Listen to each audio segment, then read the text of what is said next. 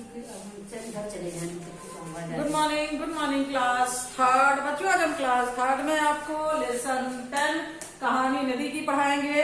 किस बुक से पढ़ाएंगे? ये बुक से। आपकी ये कौन सी बुक है? ये प्रैक्टिस बुक है। इसकी एक्सरसाइज आपको आज हम पढ़ाएंगे, ठीक है। ये देखिए, ये आपका लेसन है, लेसन 10 कहानी नदी की। बच्चों ये देखिए, ये एक्सरसाइज है। इसमें आपको क्या करना है?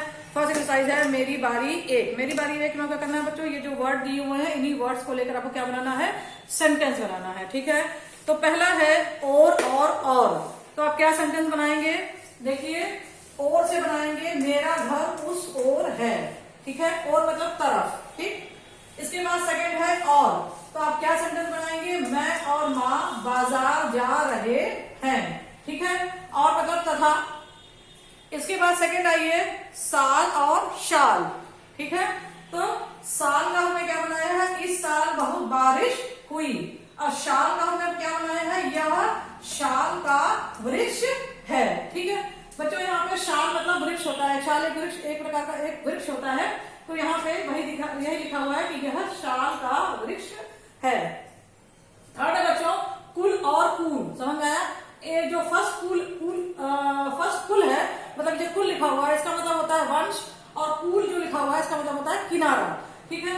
तो पहला है कुल। तो आप क्या बनाएंगे? पांडवों ने कौरवों के कुल का नाश कर दिया। समझ आया? फिर सेकंड है कूल मतलब किनारा। तो आप क्या समझ बनाएंगे? यह छोटा बच्चा गंगा के पुल पर मिला, ठीक। फिर है बच्चों अब आइए मेरी बारी दो। मेरी बारी दो देखिए बच्चों, ये है। ये इसमें क्या है? ये आपका जो है दिए गए शब्दों के सही गुण विशेष विकल्पों में से चुनिए। बच्चों ये देखिए, ये आपके एमसीक्यू क्यों है। यहाँ पे कमल लिखा हुआ है और कमल को वर्ण विच्छेद करके यहाँ पे दिया हुआ है। इसमें से कौन सा, ये आपको दिए हुए हैं 1 2 3। तो इसमें से थ्री ऑप्शन है, इसमें से कौन सा ऑप्शन सही है कमल का, उस पर आपको क्या करना है? टिक करना है, ठीक है। तो बच्चों इसमें आपको क्या, पहला है कमल। तो कमल पे आप किस पे टिक करेंगे? ये फर्स्ट वाले पे टिक करेंगे। ये वाला आपका क्या है? सही है, ठीक है। फिर सेकंड दिया है बच्चों मक्खन। तो मक्खन पे किस पे टिक करेंगे बच्चों? एकदम लास्ट वाले पे, ठीक है। ये आपका राइट है। थर्ड है पिता। तो पिता में आप सबसे पहला जो है उस पर आप टिक करेंगे, ठीक है। फिर है मैदान। तो मैदान में आपको जो ये सेकंड वाले यानी खा है, इसको आप टिक करेंगे। फिर आइए मेरी बारी 3। मेरी बारी 3 क्या है बच्चों? यदि पेड़ अपने जीवन के बारे में बताना चाहता है तो वह कैसे बताएगा? सोचिए और अपनी कॉपी में लिखिए। मतलब एक पेड़ जो है वो अपने जीवन के बारे में बताना चाहता है तो वो कैसे बताएगा, वो क्या बताएगा? इसको क्या करना है? आपको सोचना है और अपनी कॉपी में क्या करना है? लिखना है। जैसे आपका पेड़ का नाम, पेड़ से जन्म से संबंधित जानकारी, उसका भोजन और लाभ। मतलब ये आपको हेल्पिंग वर्ड दिए हुए हैं। इन्हीं हेल्पिंग वर्ड की सहायता से आपको क्या करना है? जो पेड़ है उसको अपने बारे में बताएगा तो वो आपको लिखना है। जैसे पेड़ का नाम, मान लीजिए पेड़ का नाम बरगद है, ठीक है। उसे जन्म से संबंधित जानकारी, मतलब वो कहाँ पे लगाया गया, कैसे बड़ा हुआ, ये है। फिर उसका भोजन क्या है, ठीक है। मतलब वो कैसे अपना भोजन बनाता है। फिर है लाभ, मतलब उस पेड़ से आपको क्या फायदा है, क्या बेनिफिट है, ठीक है।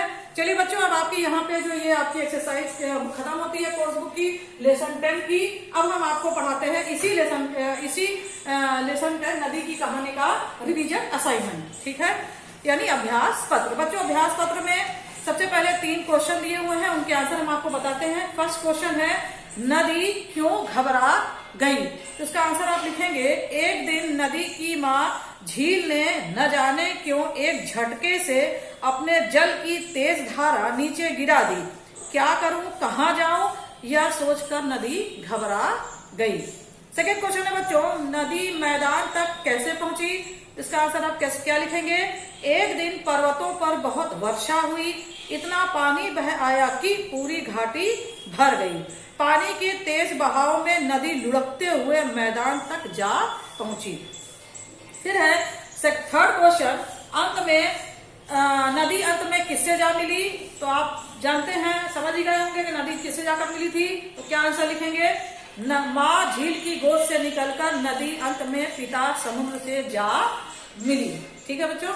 अब सेकंड है समश्रुति भिन्नात्मक अर्थ, यानी अर्थ लिखिए। जैसे अन्न और अन्न, अंक और अंग, ये हम आपको पहले भी पढ़ा चुके हैं जब हम आपको इसका कोर्स बुक की साइज बता रहे थे।